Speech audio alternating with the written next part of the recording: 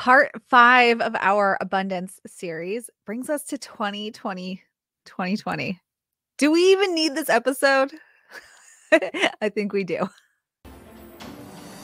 We know that you were born magical. We know that you are intuitive, and we know that you are brimming with everyday enchantment. Here at the Sisters Enchanted, we believe in intention, we believe in intuition, and we believe in everyday magic. Welcome in to the Expedition to Soul podcast. Welcome to this episode of the Expedition to Soul podcast. I'm Sara, founder of the Sisters Enchanted. This is episode 5 in our 7-part abundance series.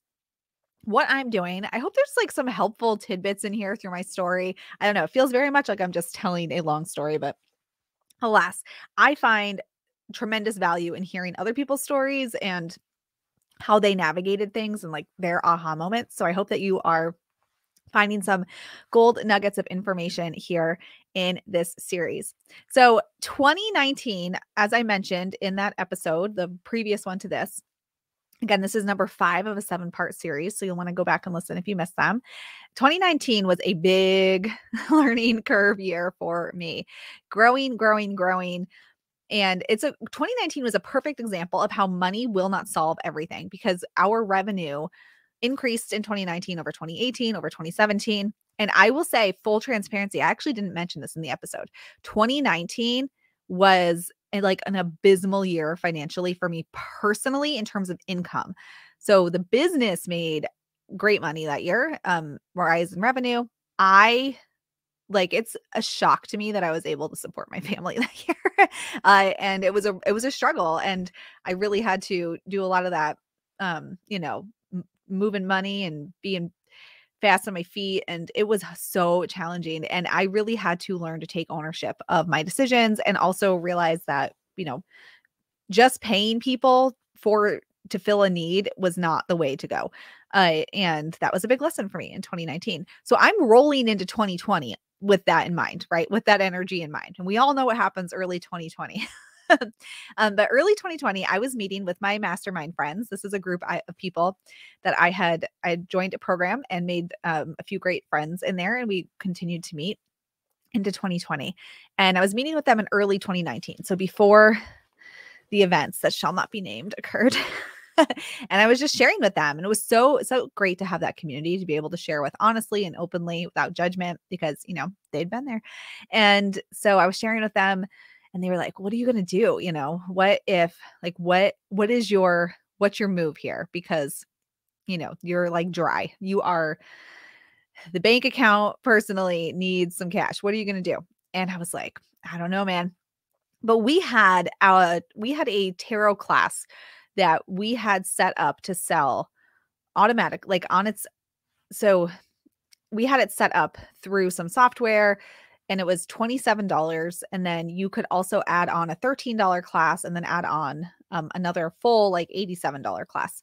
And I had set this up, but I'm not very I teach online for a living. I don't like tech for a living. So I wasn't really sure how the tech worked. And I was kind of confused by it. And I'd only tested it once for like a week and just sort of let it sit there after that and didn't use this whole setup I had. And I was like, I have this thing sitting in the catching desk. I'm going to turn it on. Like, I'm going to offer this and see what happens. And they said to me, well, what if it doesn't work? Like, then what? What's your next plan? And I was like, there is no next plan. This will work. This has to work. I will not go to sleep at night until this works. And again, remember, the Sisters Enchanted itself was highly abundant. And my problem was that I was trying to solve problems in the wrong way. So when you think of abundance in your life, I want to tie this in for you.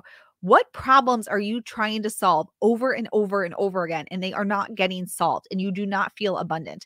This could be with time, relationships. In my case, in this instance, it was very much money. But where are you trying to solve problems again and again and again, and nothing's working? There is an ownership lesson in there for you. There's an ownership lesson in there. There's a boundaries lesson. You got to find it, because that will open the door to abundance. But you have to take ownership of the problem rather than just trying to solve the problem. See that there? Take ownership of the problem rather than just trying to solve the problem. So this is what I was doing. I was like, nope. I'm going to take ownership of this. I'm no longer waiting to sort this out or figure out how it works. I am going to solve this and it's not going to happen again. So we set this thing up, and it was working. Like it was doing what it was supposed to do. Money was coming in, and the ship was righting itself there. So then you know what happens in March 2022, right? The dreaded experience of 2020. I think I said 2022, but the March 2020, the pandemic hits.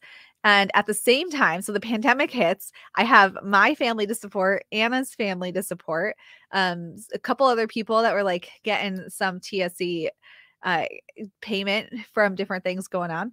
I, my son, I was still, no, I think we had just stopped breastfeeding. So I extended breastfed both my kids, and he was sleeping in a bedroom away from like mine for the first time ever. And the baby monitor went off and he was crying, and I was running to his room after being asleep, and I stubbed my toe on like a tile step. I broke my toe and pulled the nail back. So my toe broke. It's bleeding everywhere. In that, I put my kid back to sleep and then went into a full panic attack, like full panic attack. I mean, I sweat through my clothes instantly. I was on the toilet with a bowl in my lap style panic attack. And my husband was like, "What is happening? It's the middle of the night. You are soaking wet." And like something's happening in the bathroom right now. And my toe was bleeding and instantly was purple. And it was just awful. I also, that same week, I got hives from the anxiety of like because you just didn't know what was happening. I'm like, I have two families to provide for. I got hives. I had poison ivy. I was such a mess. But I was just kept asking, like, how am I going to do this? Right? How am I going to do this? And the stress of it just put my system into overdrive. But here's the thing. Here's where the abundance lesson is I had two options in that moment. And I think that it's very easy to collapse. And I actually know several business owners who were like, the overwhelm of this is too much for me, and I am going to just put my stop sign up and either close my business. I know people who actually closed their businesses during the time because they just like couldn't deal with the uncertainty, and tried getting jobs. And then I know some people who just really were like, I am just going to ride this out for a few months and make no money. And they just sort of made no money. Like either they had a spouse who still worked or whatever. But I didn't have that. So I had two choices, right? Crumble. Obviously my body was like crumbling, but crumble, or again, be agile and sort it out. And here's the thing is that I am very skilled at moving swiftly. If I wasn't, I don't know if it would have worked out like this, but I moved very swiftly and made some changes to this offer that we had. And we went on to sell that spring 4,000 spots of our tarot class. 4,000. And I will tell you that that did not come without more abundance lessons, because we were not prepared for 4,000 people to sign up. I had, Anna was working here, and then our half sister Megan came to work with us also. And they must have spent like 3 days, 12-hour days, just sorting out broken stuff, people who didn't get the order, people whose like the tech didn't work. We were not positioned to do this. So that's another abundance lesson, right? If you're not ready to receive abundance, it's not going to feel very abundant. It felt very awful. But I think my mindset thing in 2020 was, all these lessons compile, right? When you really think about your lessons over time, they compile. So my first lesson 2016 was, what is it that I desire more than I'm afraid of? So what is my great desire has to be bigger than the thing you're afraid of. And that always has stuck with me. I have always desired the Sisters Enchanted and the things that come with self-employment and changing people's lives and changing women, because women have a ripple effect on the rest of the world. I've desired that more than the fear of failure or like not having money this whole time. So having that to begin with is key. 2017, my abundance lesson was looking for proof of success, and then also understanding return on time, money, and my energy. And that would come into play in 2020 because I had to really look for proof that I could do this. It was, my whole body was shutting down on me. like stress wise. And I had to look around and say, there is evidence that I am going to make it through this. There is evidence that I am not going to fail. There is evidence that I'm going to figure it out. I'm going to be agile and I'm going to get it. And I had to look for that. But without that abundant mindset of like looking for the evidence, and then also what is the best return right now, not what's the easiest thing, not what's going to take the least amount of time. What is the best return energetically? Like, what is the best thing to do? So having that mindset of abundance.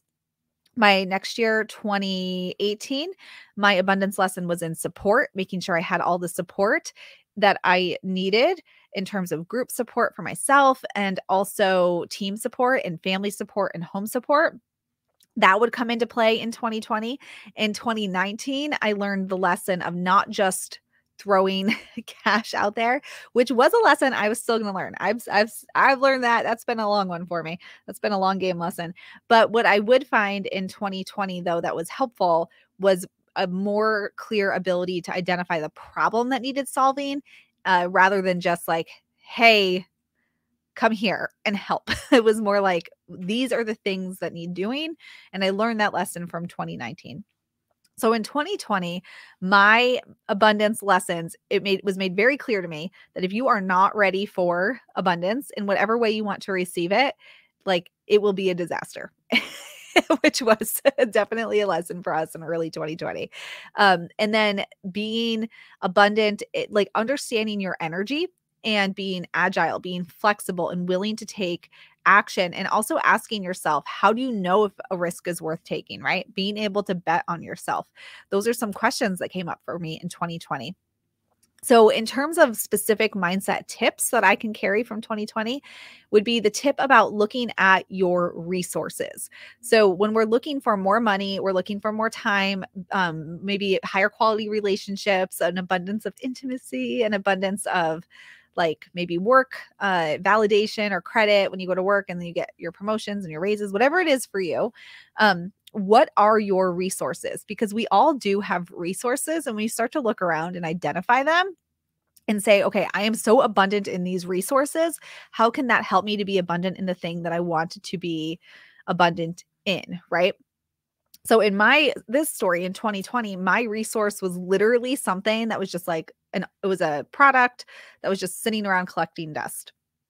But if I had not looked around for a resource, I likely could have made a much poorer decision and would not have had the outcome that I had.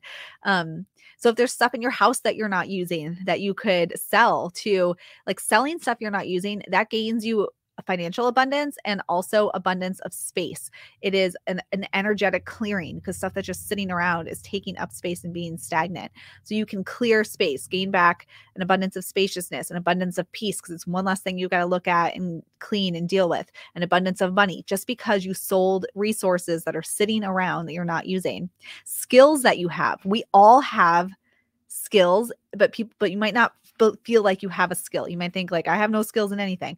But you do. If you can clean well, that's a skill. If you can take notes really well, that's a skill. If you are really amazing at de-escalating arguments, that's a skill.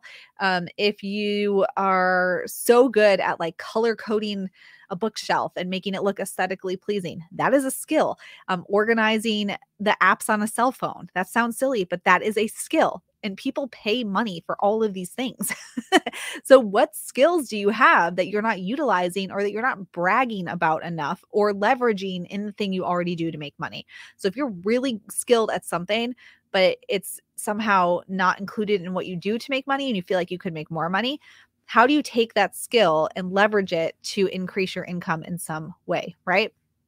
So what are these skills? Space you aren't using. Here in America, we have definitely an excess issue. Like people just have excess of stuff and space, and like, a car to every person in their house. And there are services now. You can go, I forget what the website is, but you can literally, if you have a pool, you can rent your pool out through this app by the hour, like 2 people who would come use your pool, who don't have a pool. I do this for photo shoots. People will have their homes for rent for, you like, they'll just clear out, and you can, rather than like an Airbnb or where you'd stay there, you can rent someone's living room for like 2 hours for a photo shoot or for a meeting. Because they have maybe someone has a big house and they're not using all of it and they never use that room. And so excess, like, what do you have excess of that you're not using? Or like a rent share sort of thing for people who are on vacation in an area and they need to borrow an air fryer, and you list it, right? So these are all services that are available. You can just Google and like look around, but there's time too. Where do you have time that's just not being utilized very well? That's one of my favorite things to do, is a time audit and understand where time is being used. But we all have resources. So that's my lesson from 2020. What are your resources? Because when I looked around, I needed support in people, and I looked at the people who were already supporting me in different ways and just said, "Hey, let's make this official." And then I also had the resources in terms of a program and a whole tech thing set up that I wasn't using. So I looked around at my resources in a time that felt impossible and my, like, literally very anxiety inducing. And I solved that and came back into abundance by looking for my resources rather than trying to find a new solution to a problem, right? That was one of the lessons I had to learn also, was like not throwing spaghetti at the wall. So understanding what are your resources. That is my lesson from 2020, my abundance lesson. If you would like more abundance lessons, we're kicking off our Conjuring Abundance class in just not too long. And you'll gain access to that when you join us in Holistic Witchery, which is open for registration. You're also going to learn our 5-eye expansion spiral, which will help you take any moment of uncertainty or just not knowing what to do or unclear on what's going on in your life or how to feel. That framework will help you come back to yourself and know what to do next. Every time once you learn the framework. So it's rinse and repeat, and you'll get that also when you register. You can find out more about this at holisticwitchery.com. All right, I'll see you in the next episode 6 of our abundance series here. And until next time, I hope that you have an enchanted rest of your day ahead. If you liked this episode of the Expedition to Soul podcast, please rate, review, subscribe. If you're listening on Apple Podcasts, it will really help us spread everyday magic, intention, and intuition to the masses, and helps us so much as a small business. Be sure to hit that subscribe button on your favorite podcasting platform so you never miss an episode. There are new episodes every Tuesday and astro forecasts for the week ahead every Friday. If there's any topics you'd want to hear, anything you want us to dive deeper into, shoot us an email at magic@thesistersenchanted.com. And as always, thank you so much for listening and being part of the community here at the Sisters Enchanted. And we'll see you in the next episode.